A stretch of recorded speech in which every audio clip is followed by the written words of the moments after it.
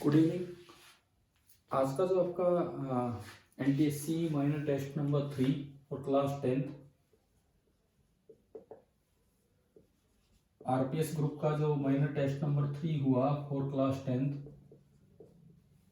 हम उसका physics part discuss करेंगे। Question number 1 to 13। आज तारीख है 21 तारीख और हम इसका जो मेरे पास बच्चों ने स्क्रीनशॉट्स भेजे हैं, फोटोज भेजी हैं, जिससे वो 13 क्वेश्चंस में रिकलेक्ट कर पाया हूँ। तो देखिए, बाकी अभी स्कूल भी डाल देगा आपके लिए वो चीज़ें, आपके ग्रुप में सारे क्वेश्चंस डाल दिए जाएंगे, इससे आप लोग मैच कर पाएंगे कि कितना आपने सही किया कितना गलत किया। अभी देखते हैं यहाँ पे क्वेश्चन नंबर 1। उन स्क्रीनशॉट्स में जो पहला सवाल आ रहा था वो ये था कि दो कंडक्टिंग वायर्स हैं, सेम मटेरियल की हैं, इक्वल लेंथ की हैं, इक्वल डायमीटर की हैं। मतलब सबसे पहली बात तो आपको दो कंडक्टिंग वायर दी, इक्वल डायमीटर मतलब एरिया ऑफ क्रॉस सेक्शन दोनों का सेम है। इक्वल डायमीटर का मतलब है कि दोनों का जो एरिया ऑफ क्रॉस सेक्शन है, दोनों का जो एरिया ऑफ क्रॉस सेक्शन है वो सेम है। ये भी ए, ये भी ए। इक्वल लेंथ मतलब एल सेम है। इक्वल मटेरियल, सेम मटेरियल मतलब रो सेम है। तो कहने की बात यह है कि R1 is equal to R2, क्योंकि दोनों का फॉर्मूला वही है, तो वैल्यूज भी सेम है, रो एल अपॉन ए। अभी कहता है कि these are first connected in parallel and then in series in a circuit across the same potential difference.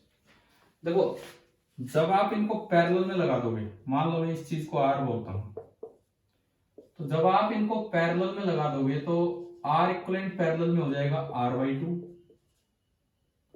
एक किसी वोल्टेज V के पास। ये कह रहा है सेम पोटेंशियल डिफरेंस भी रहा है। और एक बार जब आप इनको सीरीज में लगा देंगे तो R इक्वलेंट हो जाएगा 2R। वोल्टेज सेम है, करंट अलग अलग होगा दोनों का। यहां अगर देखेंगे तो I इन पैरेलल, ये जब पैरेलल में होंगे ऊपर नीचे, तो V अपॉन R/2, तो 2V/R। और यहां जब देखेंगे तो I in series, this will be equal to V upon 2R। तो I सीरीज अलग होगा, I पैरेलल अलग होगा, लेकिन voltage same potential difference apply की है दोनों के पास।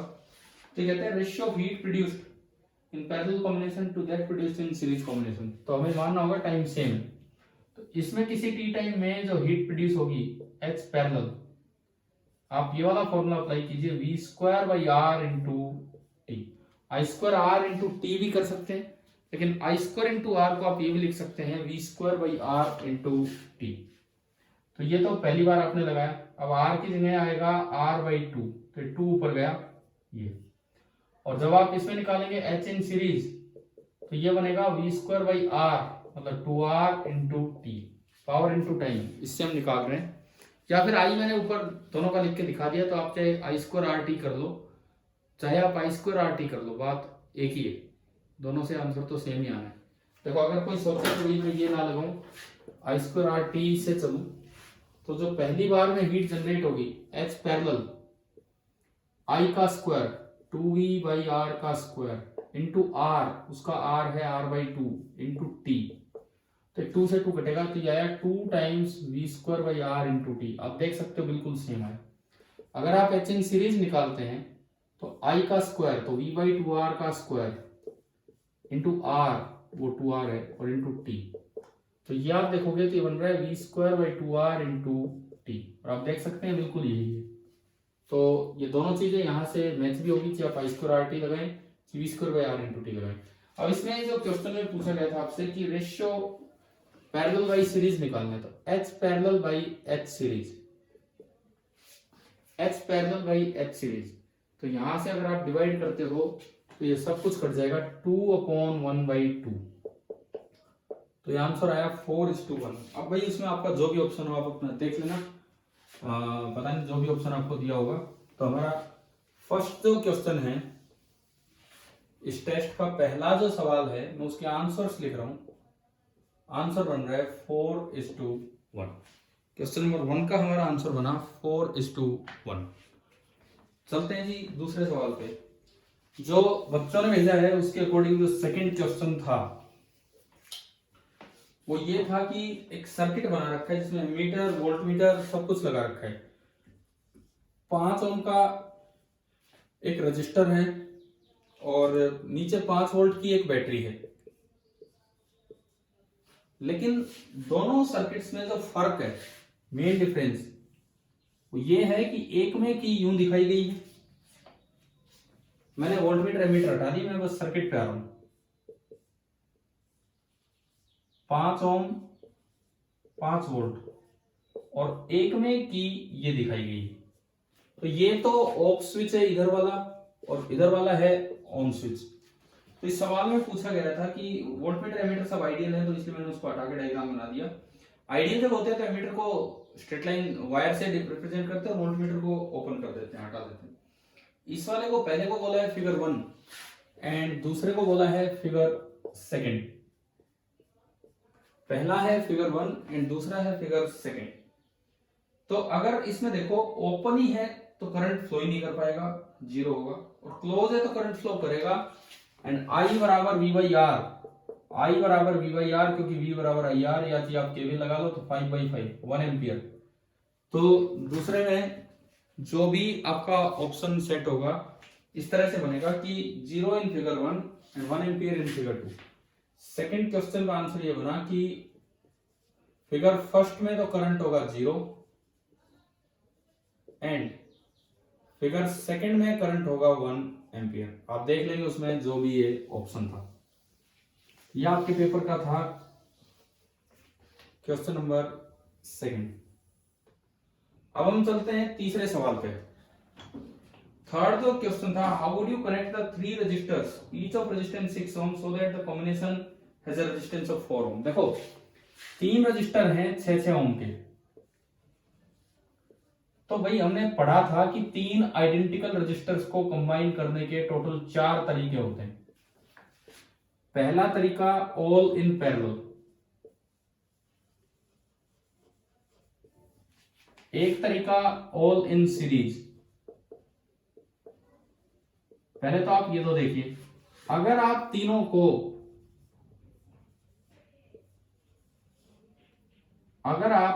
को पैरेलल में लगा देंगे तो 6 6 एंड 6, ये आपका आएगा 6/3 2 ओम।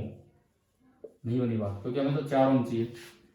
अगर आप तीनों को सीरीज में लगा देंगे तो 6 + 6 + 6 18 ओम। इसमें भी नहीं बनी बात, क्योंकि क्वेश्चन में तो पूछा है कि मुझे 4 ओम बनाना है। तो देखो और जो 2 मेथड हमारे पास थे, या तो आप किन्हीं 2 को पैरेलल में लगा के और तीसरा उसके साथ सीरीज में लगा दो, 6 एंड 6 एंड नीचे भी 6। अब 6 और 6 का पैरेलल में 3 होगा और आगे 6 9, यहां भी नहीं बनी बात, 4 ओम मांगा उन्होंने। तो अब एक ही तरीका बचा कि 2 रजिस्टर्स को सीरीज में लगा के और उसका पैरेलल कॉम्बिनेशन बना दो तीसरे के साथ। अब इसमें देखते हैं 6 और 6 का ऊपर हो गया 12 और 12 और 6 का पैरेलल में 12 × 6/12 + 6 18 6 3 और ये आया 4 ओम। तो मतलब आपको इस तरह से कनेक्ट करना होगा कि series combination of 2 with parallel combination of 3, मतलब इस तरह से होगा। जो भी उसमें ऑप्शन होगा, थर्ड रजिस्टर इन सीरीज ना, थर्ड रजिस्टर इन सीरीज नहीं, ये जो हमारा आया है वो तो ये थर्ड रजिस्टर इन सीरीज तो इधर वाला हो गया। तो ये हमारा बन रहा है कि वो वाला उधर वाला अगर मैं लिखूं, third resistance in parallel with the series combination of other 2। भाई आप अपने उसमें ऑप्शंस मैच करेंगे या पेपर आ जाता है उसमें ग्रुप पे, तब देख लेंगे। ये जो मैं अभी कर रहा हूं, जिन बच्चों ने जो फोटोज भेजे मेरे पास, मैं उसके हिसाब से आपको करवा रहा हूँ क्वेश्चन। ये था क्वेश्चन नंबर 3। क्वेश्चन नंबर 4 जो भेजा गया है, मुझे रिपीट करने की जरूरत ही नहीं है, R/2 इनफाइनाइट ग्रिड। मुझे लगता है कि ये तो आपके लिए एक बोनस की तरह था अगर ये क्वेश्चन आ गया है। मुझे लग भी रहा था कि एक इम्पोर्टेंट क्वेश्चन है, क्योंकि पिछली साल अभी एनटीएससी में आया है, तो लगभग उम्मीद कर रहे होंगे कि सब टीचर्स ने करवाया होगा, सब बच्चों को आता होगा, इसीलिए क्वेश्चन शायद डाल दिया गया होगा। तो ये वो इनफाइनाइट स्क्वायर ग्रिड वाला क्वेश्चन है, तो पिछले कुछ वीडियोस में हम एक दो बार डिस्कस कर चुके हैं। तो इसका आंसर तो आपका R/2, और मैं उम्मीद करता हूँ कि लगभग बच्चे ये सही करके आए होंगे। क्वेश्चन नंबर 5, ये देखिए क्या है। इसमें एक धनुष्मान वाला डायग्राम है, और ये कहता है कि एक लाइट स्टिक है जिसका मास है 100 ग्राम, अनस्ट्रेच्ड लेंथ ऑफ स्ट्रिंग है 50 सेंटीमीटर, मतलब स्ट्रिंग की जो नेचुरल लेंथ है दैट इज 50 सेंटीमीटर। देखिए ये एक सीधी रस्सी बंधी हुई है, और अभी जो इसकी लेंथ है natural length that is 50 centimetre. मान लीजिए इसका फोर्स कांस्टेंट है K, स्ट्रिंग का फोर्स कांस्टेंट है K। अब ये कहता है कि एक 100 ग्राम की लाइट स्टिक इस पे लगाई गई, the string is stretched to a length of 56 centimeter and then released to project the bow। तो कहता है कि यहां पे इसको थोड़ा खींचा गया नीचे की तरफ, ऐसे हम चलाते हैं, जब इसको यूं किया गया तो इसकी लेंथ बन गई 56 सेंटीमीटर। इसकी जो लेंथ बनी वो 56 सेंटीमीटर बनी, यानी कि जब इसको खींचा आपने तो जो potential energy, elastic potential energy store होगी that will be half into K into 6 का स्क्वायर। मैं यूनिट सीजीएस में लिख रहा हूँ, हाफ इंटू के इंटू 6 का स्क्वायर, हाफ के एक्स स्क्वायर, ये पोटेंशियल एनर्जी स्टोर है। And then release to project the bow. The bow attains a speed of 10 meter per second at the time of projection. जैसे ये दोबारा अपनी natural length में आई होगी तो इसकी potential energy gets converted into kinetic energy, यहां से यहां गया और अब ये रवाना हो गया, तो इसकी जो काइनेटिक एनर्जी है that is half m v square. मैं एक बार ये कैलकुलेट करूं कि हाफ एम वी स्क्वायर कितना है। मास ऑफ द स्टिक दिया है 100 ग्राम, मतलब 0.1 kg, एंड वेलोसिटी उसको मिली 10 मीटर पर सेकेंड, तो ये आया हाफ इंटू 0.1 इंटू 10 का स्क्वायर। तो एक तो 1 बन गया और एक 10/2 5, यानी कि जो एनर्जी काइनेटिक एनर्जी आई वो 5 जूल आई। इसका मतलब जो पोटेंशियल एनर्जी थी वही तो कन्वर्ट हुई होगी काइनेटिक एनर्जी में, यानी कि इसमें जो 6 सेंटीमीटर खींचने पे जो पोटेंशियल एनर्जी स्टोर हुई थी स्ट्रिंग के अंदर वो 5 जूल थी। एक अच्छा सवाल है ये, देखिए आप ध्यान से कि अगर आप if string is stretched by 5 centimeter, sorry 6 centimeter, if string is stretched by 6 centimeter, तो जो एनर्जी स्टोर्ड उसमें थी, potential energy stored that is 5 joule, क्योंकि रिलीज करने पे इतनी काइनेटिक एनर्जी है। तो अब क्वेश्चन में पूछा है कि how much potential energy will be stored in the board due to change of shape if the string is stretched to length of 62 centimetre. तो ये कहता है कि अगर आपने 62 का मतलब 50 से 62 12 6 का डबल कर दिया, 6 का डबल कर दिया। अब पोटेंशियल एनर्जी का फॉर्मूला है हाफ के 6 स्क्वायर, दिस इज 5 जूल। तो अगर आप इसको डबल करेंगे तो जो पोटेंशियल एनर्जी होती है दैट इज हाफ के एक्स स्क्वायर, यानी कि potential energy is directly proportional to x square. इसका मतलब इफ एक्स इज डबल्ड, अगर आपने एक्स को डबल किया तो पोटेंशियल एनर्जी आपकी 4 गुना हो जाएगी, 4 टाइम्स। तो पहले जो पोटेंशियल एनर्जी स्टोर थी वो 5 जूल थी। देखो बड़ा अच्छा सवाल है कि पोटेंशियल का काइनेटिक में कन्वर्जन भी हो रहा है, उस काइनेटिक से आपने पहली पोटेंशियल का अंदाजा लगाया और उससे अब की पोटेंशियल का अंदाजा। तो पहले अगर काइनेटिक 5 जूल थी छोड़ने के बाद, इसका मतलब छोड़ने से पहले पोटेंशियल एनर्जी स्टोर थी 5 जूल। अब अगर 50 से 62 लेंगे तो 12 का एक्सटेंशन हो गया, मतलब 6 का डबल, x का डबल हुआ तो पोटेंशियल एनर्जी 4 टाइम्स हो जाएगी। तो 5 जूल का 4 टाइम्स, यानी कि जब आप 62 पे लेके जाएंगे, नई लेंथ 62 होगी, तो इसमें जो kinetic energy sorry potential energy store है वो 20 जूल है, और छोड़ेंगे तो और तेज स्पीड से निकलेगी कि काइनेटिक एनर्जी 20 जूल आ जाए उस स्टेट में। ठीक है, तो ये हमारा आप उसमें अपने आंसर देखना, जो भी ऑप्शन हो। इस सवाल का आंसर आ रहा है 20 जूल।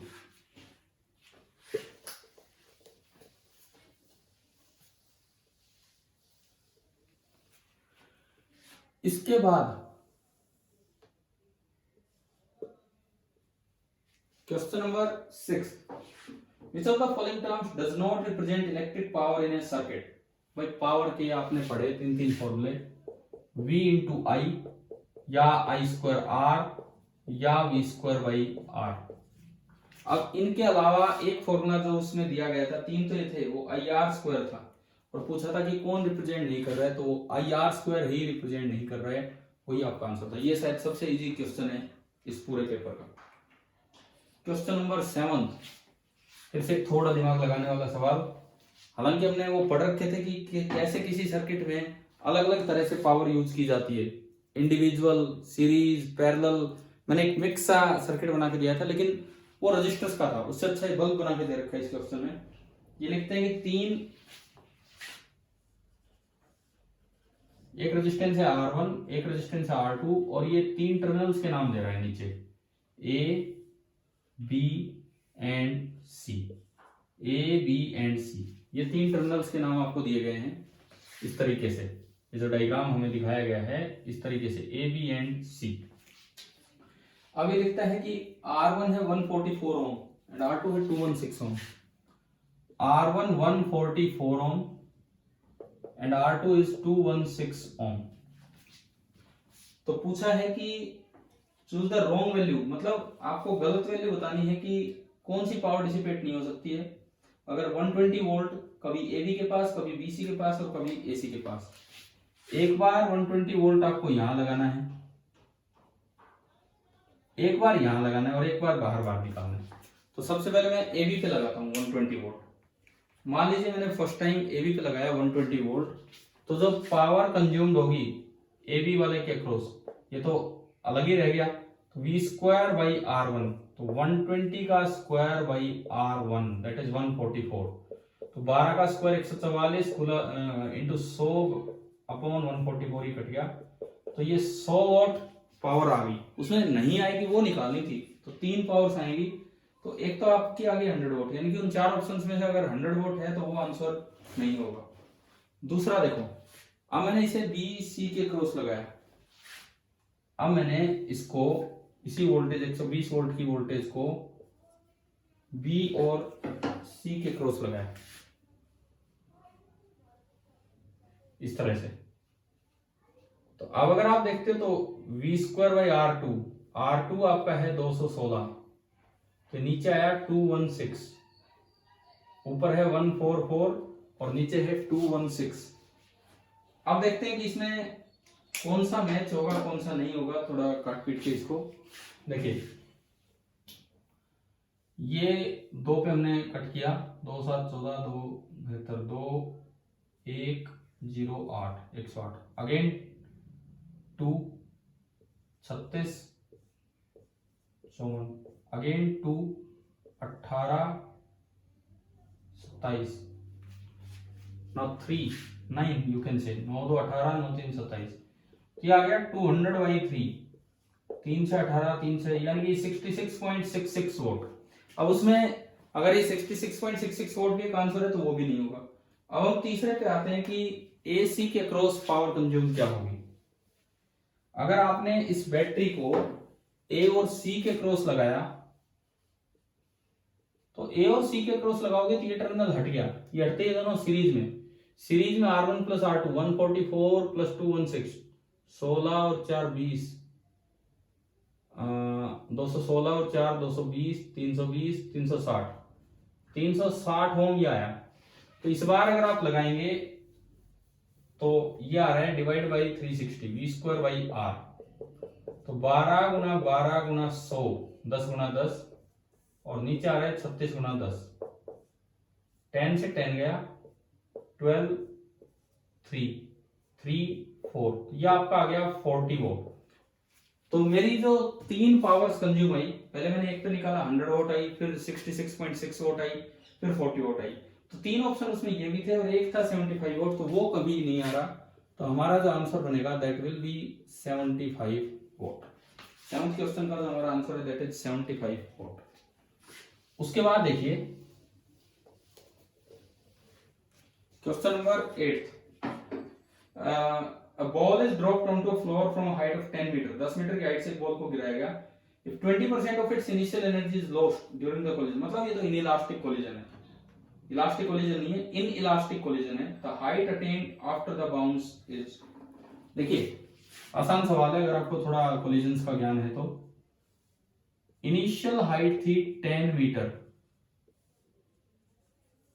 तो इसको अगर मैं जीरो लेवल मानूं जीपी का, तो ऊपर जो बॉल की एनर्जी है दैट इज mgh। जब तक ये टकराया नहीं है तब तक तो कंप्लीट काइनेटिक रहेगी, लेकिन टक्कर खा के वापस चलेगा तो काइनेटिक एनर्जी कम हो जाएगी, और वही सारी काइनेटिक दोबारा एक कम हाइट तक जाएगा तो पोटेंशियल में कन्वर्ट हो जानी है। ये है। अब देखो इसी कंपैरिजन से पता लग जाएगा कि कितना लॉस है, क्योंकि अगर इलास्टिक कोलिजन होता तो ये पूरा ऊपर तक जाता, इन इलास्टिक कोलिजन है तो जो लॉस काइनेटिक एनर्जी में हुआ वो पोटेंशियल में अपीयर होगा, दिखेगा हमें। तो यहाँ लॉस देखिए, initial minus final, mgh minus mgh dash. Percentage loss की अगर मैं बात करूं तो अपॉन इनिशियल इंटू 100, और आपको क्वेश्चन में दिया गया है कि वो 20% है। क्वेश्चन में दिया गया है कि जो लॉस है वो 20% है, तो mg से mg कैंसिल हो गया, तो इक्वेशन बनी h minus h dash upon h is equal to 20/100 यानी कि 1/5। आपने क्रॉस मल्टीप्लाई किया, 5h minus 5h dash is equal to h, 5h dash उधर गया तो ये आपका आया 4h is equal to 5h dash, and यहां से h डैश आ गया 4/5 into h। h side question में 10 मीटर है, 5 इंटू 2 यानी कि दोबारा वो हाइट गेन करेगा 8 मीटर। तो क्वेश्चन नंबर 8 का आंसर आ रहा है 8 मीटर, दोबारा वो 8 मीटर की हाइट तक जाएगा। क्वेश्चन नंबर 9,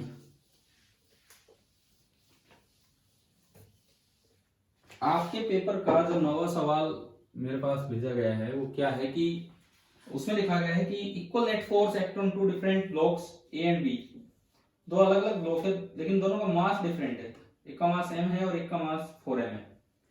सेम डिस्प्लेसमेंट हुआ है दोनों ब्लॉक्स का, इक्वल फोर्स लगे हैं, तो आइडेंटिफाई द करेक्ट स्टेटमेंट। देखिए एक का मास m है और एक का मास 4m है, दोनों पे सेम फोर्स लगा, मान लो इस पे भी फोर्स F लगा और इस पे भी F, दोनों का ये नेट फोर्स है, तो डिस्प्लेसमेंट मैंने माना कि इधर ये इसका भी डिस्प्लेसमेंट S हुआ और इसका भी डिस्प्लेसमेंट S हुआ। मास अलग अलग है, force same, displacement same. Statement identify करनी है। पहली स्टेटमेंट थी कि भाई काइनेटिक एनर्जी किस रेशियो में होंगे 1:4, स्पीड किस रेशियो में होंगे 1:1, वर्क डन किस रेशियो में होंगे, क्या फिर रोल होता है। देखिए हमें ये देखना था कि सबसे पहले वर्क डन का फॉर्मूला होता है F इंटू एस, मान लो सेम ही दिया हुआ है तो cos 0, ये मास पे डिपेंड ही नहीं कर रहा, मास पे डिपेंड ही नहीं कर रहा क्योंकि F दोनों पे सेम लगा, S दोनों पे सेम लगा, तो W1:W2 आ गया 1:1। और वर्क एनर्जी थ्योरम कहती है work is equal to kinetic energy gain, change in kinetic energy, तो दोनों की काइनेटिक एनर्जी भी सेम होगी। इसका मतलब KEA:KEB, इनका रेशियो भी क्या आना है 1:1। काइनेटिक एनर्जी सेम है लेकिन मास अलग है तो स्पीड भी अलग होगी, काइनेटिक एनर्जी सेम है मास अलग है तो स्पीड अलग होगी। अब आपके एक ऑप्शन में लिखता था कि काइनेटिक एनर्जी 1:4 होगी, नहीं काइनेटिक एनर्जी तो सेम होगी। एक में लिखता है स्पीड 1:1 होगी, नहीं भाई काइनेटिक एनर्जी सेम है और मास अलग है तो स्पीड अलग होगी। एक में लिखा था कि वर्क डन 1:1 में होगा, तो वो आपका सही हो जाएगा, यानी कि जो आपका नौवां सवाल है उसका आंसर आएगा WA:WB दैट इज 1:1। ये आपका 9th का आंसर हो जाना है। क्वेश्चन नंबर 10,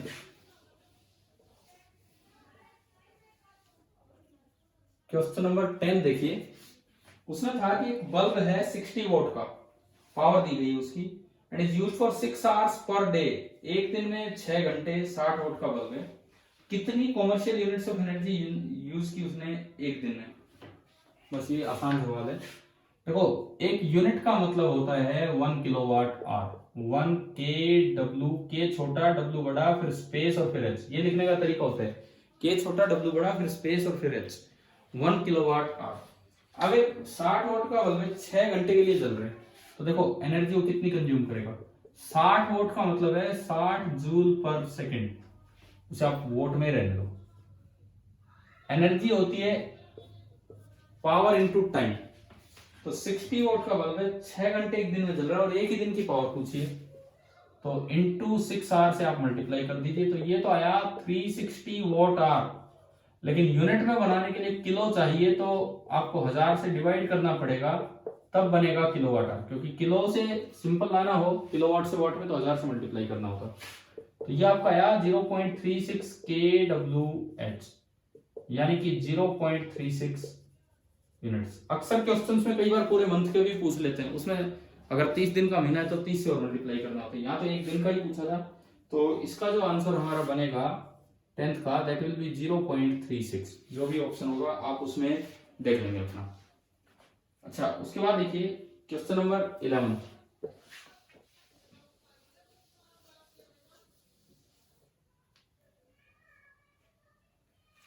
टेंथ होने के बाद आपका क्वेश्चन नंबर 11 है। Two children A and B weigh the same, दोनों का वेट सेम है। Both start climbing up a rope separately, दोनों अलग अलग चढ़ने लगे। Both reach a height of 8 meter, देखो वेट सेम, दोनों 8-8 मीटर ऊपर गए, तो दोनों ने एमजीएच वर्क किया, एमजी भी सेम है, एच भी सेम है। लेकिन A takes 15 second while B takes 20 second. अब देखो नॉर्मल भाषा में अगर हम बात करें, ए वो 15 सेकंड में चढ़ गया, बहुत जल्दी चढ़ गया, बी को टाइम लग गया 20 सेकंड, तो कौन ज्यादा पावरफुल है? ए ज्यादा पावरफुल है। लेकिन वर्क तो दोनों का ही सेम है, वही एमजीएच और एमजीएच। दोनों दोनों कैसे एमजीएच? देखिए ये कोई रस्सी है, अगर इसका वजन mg है, मैं मान के चल रहा हूं कि स्लोली गया है, तो रस्सी ने इस पे इतना ही फोर्स लगाया होगा, टेंशन बराबर mg, ताकि नेट फोर्स 0 रहे। मतलब इसने रस्सी को इतने ही फोर्स से खींचा होगा, तभी रस्सी में टेंशन बनी होगी।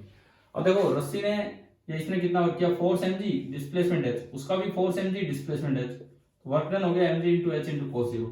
तो दोनों का वर्क तो आया सेम, लेकिन टाइम अलग अलग होने का यही मतलब है। मैंने वो पत्थर वाला एग्जांपल दिया था आपको पढ़ाते समय कि मैंने एक तो पत्थर जल्दी रख दिया, एक देर में रखा, तो वर्क तो सेम है, लेकिन टाइम अलग अलग है, तो जो जल्दी रखेगा उसकी पावर ज्यादा होगी। यहाँ पे वो रस्सी चढ़ने वाला कर दिया, तो ऐसा ऑप्शन आएगा कि WA बराबर WB but PA not equal to PB, क्योंकि उन्होंने कम ज्यादा नहीं, बस सेम और डिफरेंट ही पूछा था। तो 11th का आंसर आना है WA is equal to WB and PA is not equal to PB। ये आपका हो गया क्वेश्चन नंबर 11।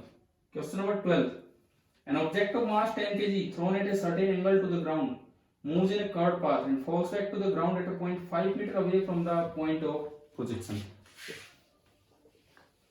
देखिए 12th क्वेश्चन क्या था कि एक पार्टिकल को ग्राउंड से प्रोजेक्ट किया गया है किसी एंगल पे, और ये कुछ दूर जाके गिर गया, शायद 5 मीटर दूर, तो इसका डिस्प्लेसमेंट हुआ 5 मीटर हॉरिजॉन्टली आगे की तरफ। अच्छा, the initial and final points of the path of the object line on the same horizontal line. ये इनिशियल और final point same horizontal line पे है। What is the work done by the force of gravity on the object? 10 kg का मास है, 10 kg मास का मतलब जो इसका वेट होगा, जो फोर्स ऑफ ग्रेविटी होगा, दैट इज m इंटू जी। तो 10 kg इंटू 9.8, यानी कि ये आया 98 न्यूटन। डिस्प्लेसमेंट इधर है 5 मीटर।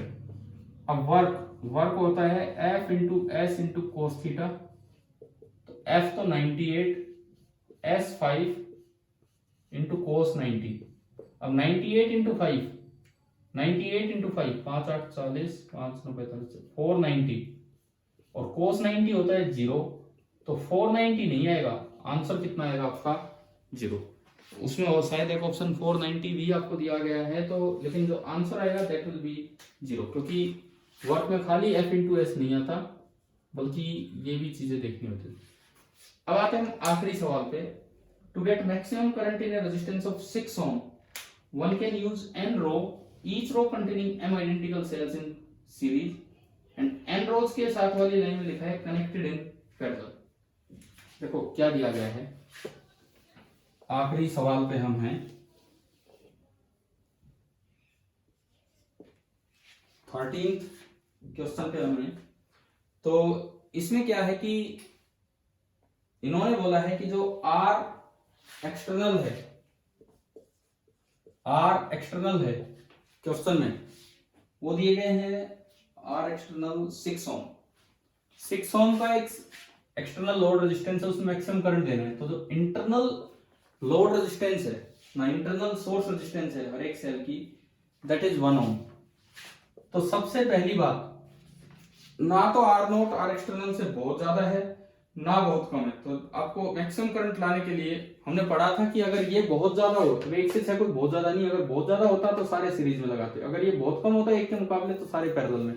तो अभी तो आपको मिक्स्ड ग्रुपिंग करनी होगी। तो ये कहता है एक लाइन में ऐसे m सेल्स लगाओ और ऐसे ऐसे n रोज बनाओ। तो पहले तो आर इक्विवेलेंट देखो, आर इक्विवेलेंट बनेगा एक लाइन का एम आर नोट, अगली का भी एम आर नोट, अगली का भी एम आर नोट, और ऐसे ऐसी n लाइंस, तो आर इक्विवेलेंट बनेगा m r not upon n। और अगर आप मैक्सिमम करंट चाहते हो तो आपको उसे इक्वेट करना होगा आर एक्सटर्नल से। हमारी पहली इक्वेशन बनी m by n into 1 is equal to 6, यानी कि m is equal to 6n, equation number 1।